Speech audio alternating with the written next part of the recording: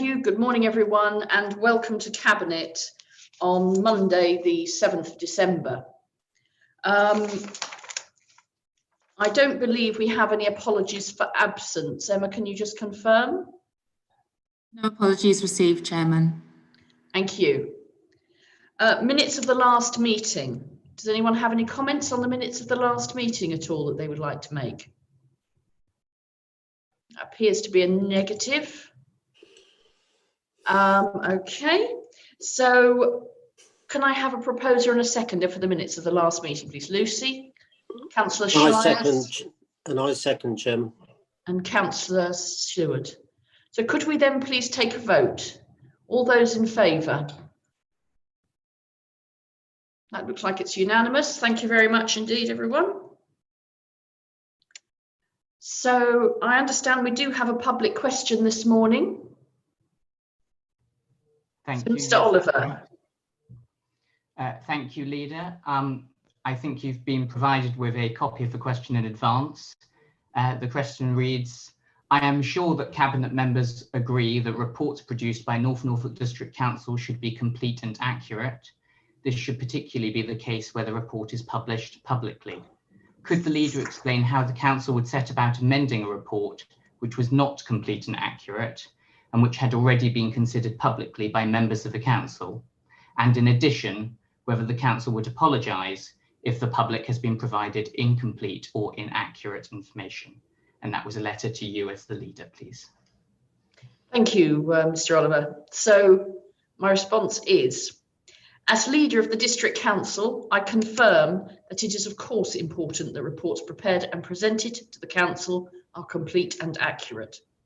If Mr. Oliver believes that a report or reports presented to committees of the Council have not been prepared and presented in this way, I would advise that he should address his concerns in writing to the Council's Chief Executive, such that any complaint can be properly investigated and, if appropriate, any issues identified addressed through the Council's established processes.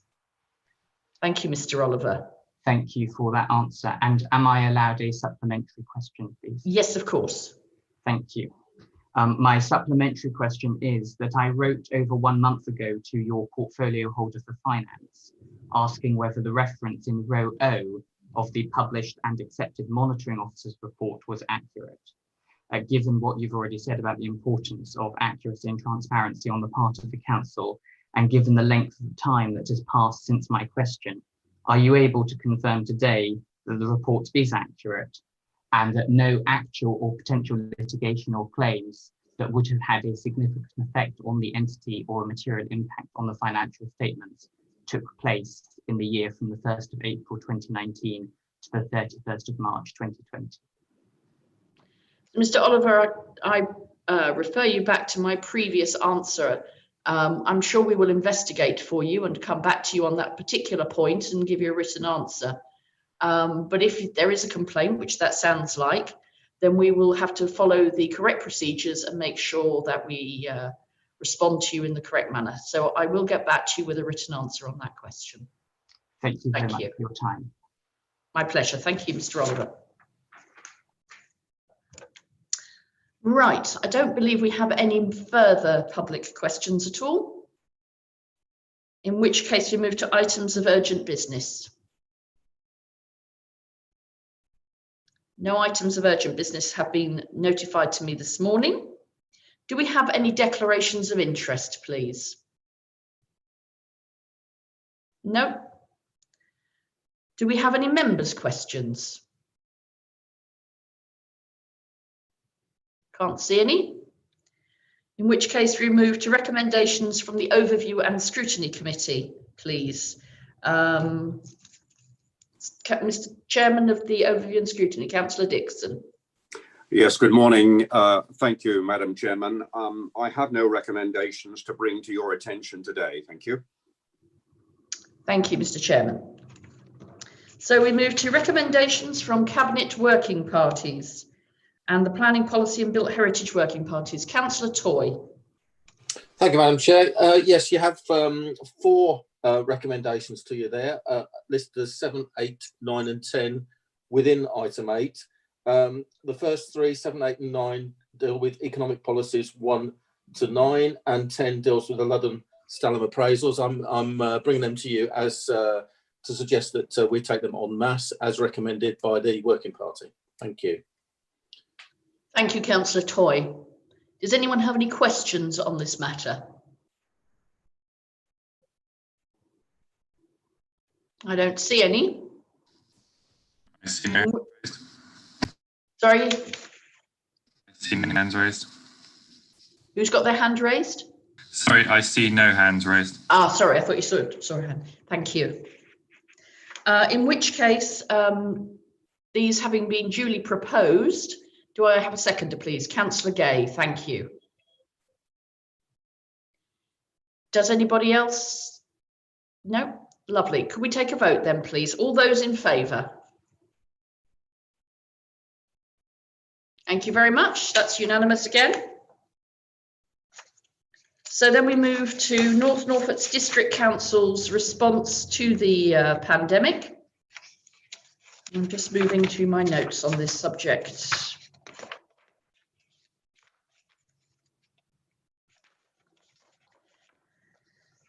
So you've got a quite complete report in front of you. There's just 1 or 2 other things that I would like to add this morning.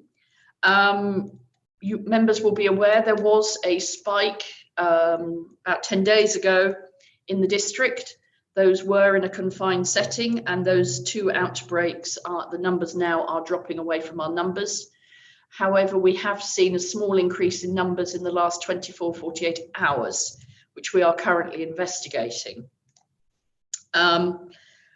We continue to do absolutely everything we can and ask members of the public to please play their part in keeping us all safe, particularly as we want to spend time with everyone over the Christmas period in our bubbles. COVID support officers have been employed and deployed across the district to help implementation and adherence to government guidance. And we now have 6 officers that we are moving across the district since the last report was written. And the latest payment figures for those of you that are not aware, the local restriction support grant, we have now processed 2,781 applications, paying out 3.929 million, which is 75% of the quota that we received from central government, which I think you will agree is an excellent achievement.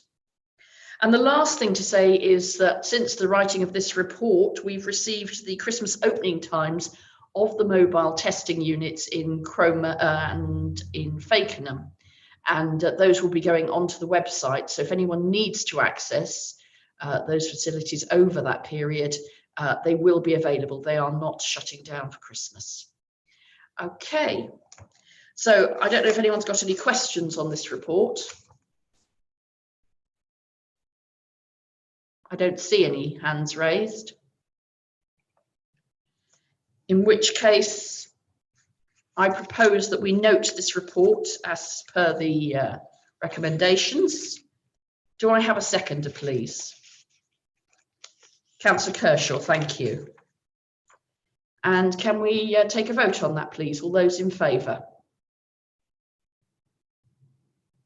Thank you very much, everyone. Okay, so now we move to managing performance in Q2.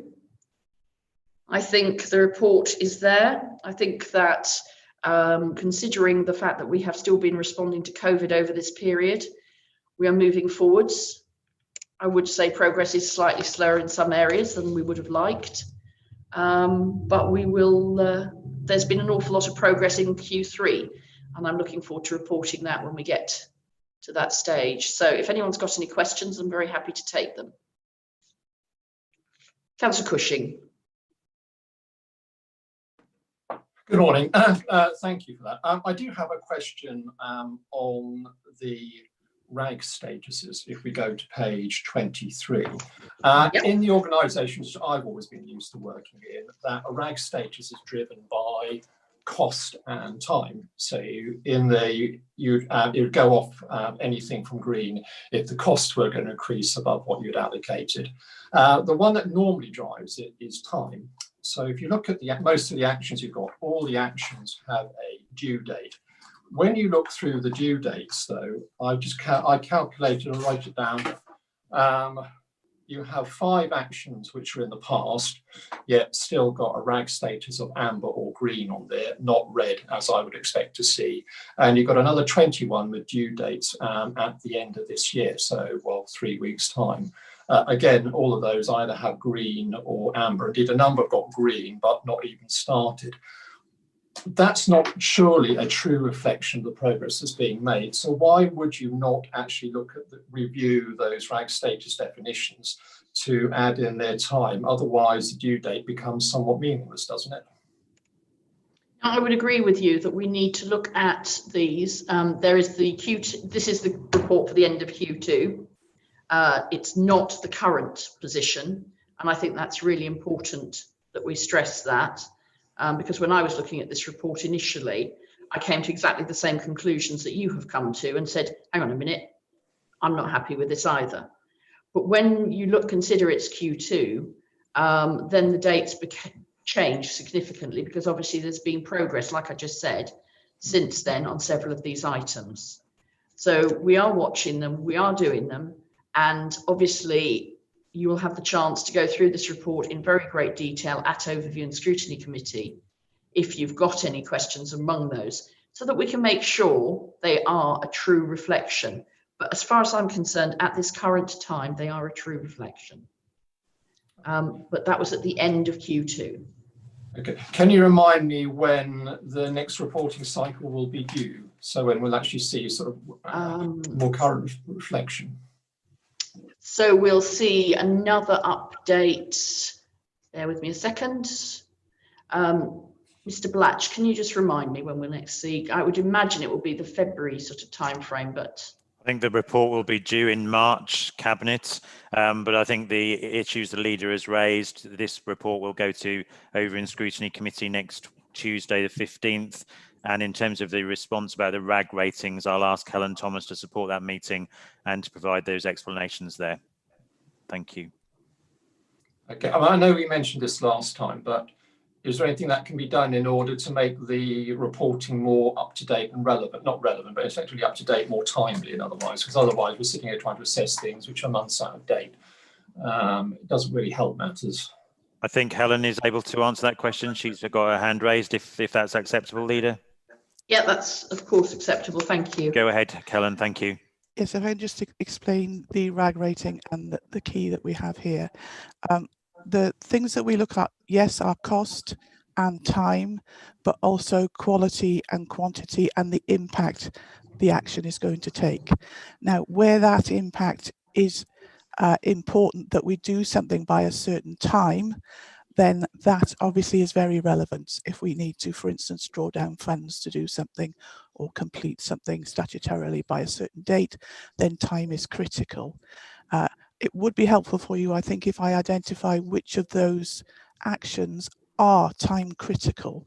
The other dates that are there are for service planning purposes to ensure services are not overloaded with actions in particular periods. So I think it might be helpful for me to identify those where the time is actually critical. So you can see whether then that really is a green or a red, depending on whether it's meeting its time needs. Okay, well, I appreciate anything you can send me on that, Helen. Be lovely. Will do. Okay. Lovely, thank you. Lovely, thank you. Pleasure. Anybody else got any other questions? No? In which case, can we go to a vote on this report, please? I've proposed it. Who is going to second it, please? Councillor Kershaw, thank you. So all those in favour of accepting this report? Thank you very much. Okay, so now we move to the fees and charges 21-22, and this is Councillor Seward. Good morning, members and colleagues. I'm The recommendations on this report are set out in it. I move those recommendations. It's a report on fees and charges that normally comes before the council's cabinet at this time of the year. So if there is any changes, there is time for officers to make them. Some of the charges on fees are determined by statute and by government. Others are in our discretion, such as parking and market fees.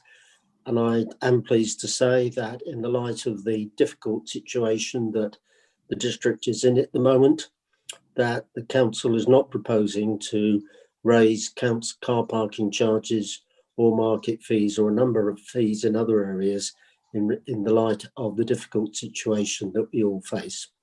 So I therefore move the recommendations. Thank you very much. Do we have a seconder, please? Thank you, Councillor Lloyd. And does anybody have a question? I see that Councillor Rest, you have your hand raised. Yes, thank you, Madam. Can I just endorse what Councillor Stewart said? I think it's very good that if we're not going to increase the charges, we need to let people know. I think it's a very wise move to leave things alone as they are at the moment. People have got enough costs, etc., etc. So I fully endorse that. Thank you. Thank you. Has anybody else got anything they would like to add? Councillor Lloyd? Yeah, I mean, I've just agreed to second this, but I'd just like to make the point, as far as I can see, the charges that are going up are those imposed upon us by central government. Thank you. Thank you. Anybody else? In which case, the motion having been duly proposed and seconded, can I have a show of all those in favour, please, of accepting this? Thank you. And that looks unanimous. Thank you very much.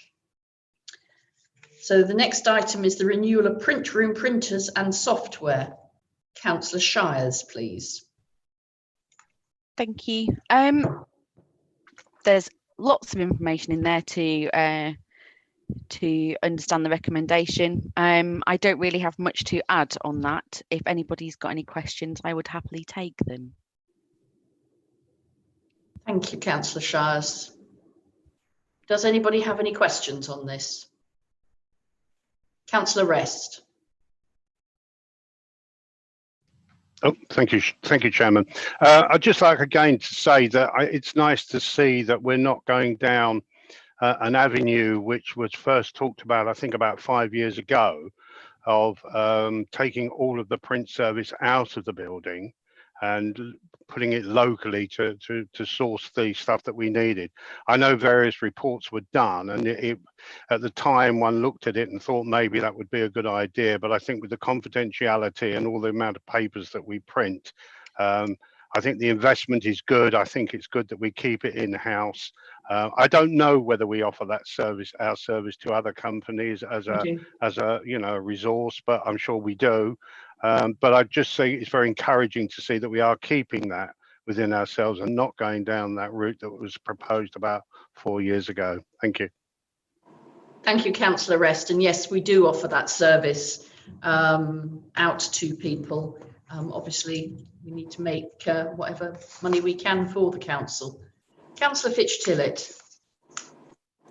Yes, I can confirm that if nothing else, I know that we do all the printing on behalf of the Regional Flood and Coastal Committee, which earns us a few bob, which is very useful. Thank you, Councillor Fitch-Tillett. And I know we've done printing and charged for some of our parish councils over recent times with leaflets and literature. Thank you. So that having been duly proposed, do you have a seconder? Councillor Toy, thank you very much. In which case, if there's no one else wishing to speak, we'll move to the vote. All those in favour, please. And again, that's unanimous. Thank you very much. So we move to Councillor Hayman for the purchase of 4 units of temporary move-on accommodation for rough sleepers. Thank you, Councillor Hayman. Yes, I reported on the development of this previously, and the real nub of today's paper is really to agree that the next steps moving forward. We have a very tight window to get this across the line that was imposed as a condition of this government grant that's been made to the council. We have to get everything across the line by the end of March. And so we're asking for support in this and for the delegated authority necessary so that we can complete the purchases within the time frame. Thank you, Councillor Hayman.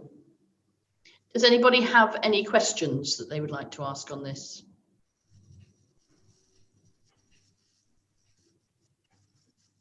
No? Oh, Councillor Rest. Thank you. It's a bit late getting on there. Fine. I think, again, another good idea. Just a couple of clarifications. I mean, with anything that's leased or rented out to other people, there's going to be, one assumes, some maintenance and repair costs ongoing with this particular property as people move out and other ones move in. And the other one is the voids. You know, I know that we can all say, yeah, there's lots of homeless people and so, but it doesn't guarantee that we will have these. I noticed one of them's in Fakenham. I'm not asking where it is. It doesn't really matter. I hate to say this, my only concern is the people that will be taking these premises. Can I be assured for local people that these people have been vetted for certain elements that may occur within people's lives? Now, I'm not asking for us to publish who they are or anything else. I'd just like a reassurance that they will be vetted. And I think personally, local members, you may wish to inform us so that we do know where these people are in case any of the other people cause any problems. I'm sorry it's sort of come out now, but it's something I've been thinking about over the weekend, and I'm not sure if we can look at some sort of protection along those lines. Thank you. Councillor Hayman, would you like to respond? Thank you for that, Councillor Rest. Well, the most important thing I think to point out is that these people are rough sleeping. These homes are for rough sleepers. So for the most part, most communities know where their rough sleepers are. They're on park benches, they're in station building, you know, the shelters, they're in tents on the London Cliff in places and elsewhere. So we know where they are. The beauty of bringing them and trying to get them back into society is that they will have a full portfolio of support once they are in these accommodations to get them back and put them on their feet again and get them back into being sort of functioning members of the community and not homeless and not providing or that burden onto the local communities. I think the idea of vetting, I think you're just wanting reassurance on people, but these people are people who are out there, members of our community anyway, but they are homeless.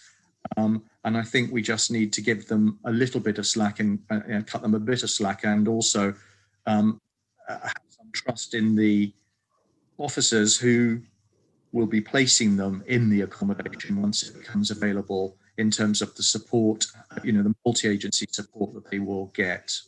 But some of these people are just simply on their uppers for no fault of their own, for other circumstances, and I think we just need to give them the support to and help up to get back into society. I hope that's reassuring to you. Does anybody else have any other comments they'd like to make on this? I think from my point of view, you know, people can end up homeless and rough sleeping for all manner of reasons. And I think, as you know, as Councillor Hayman has said, to be able to provide them with a roof over their head, to help them with the draft of different support to get benefits or whatever help they need to move forwards, I think has to be a good thing. Councillor Toy, you wish to come in. Thank you, Madam Chairman. Yeah, it's just to say, you know, along with Councillor Hayman, obviously I'm Armed Forces champion for the council, and that you know, many homeless people are ex-service people. They've ended up there because of many reasons, mental health or whatever, and I'm delighted that we do what we do all we can to support homeless people, whatever their background, not just service, but yeah. So no, I think he's right that we need to be open and welcoming, and trusting the officers to do the best to get the right team around to get these people back on track. Thank you. Yeah, I think we need to give all the support we possibly can. Excellent. Right, if no one else wishes to speak, do we have a seconder, please? Councillor Gay, thank you. Can we then take a vote on this, please? All those in favour? Thank you very much. That's unanimous. So, there being no private business, there's no need to exclude the press and public. And I'd like to thank everybody for their attendance this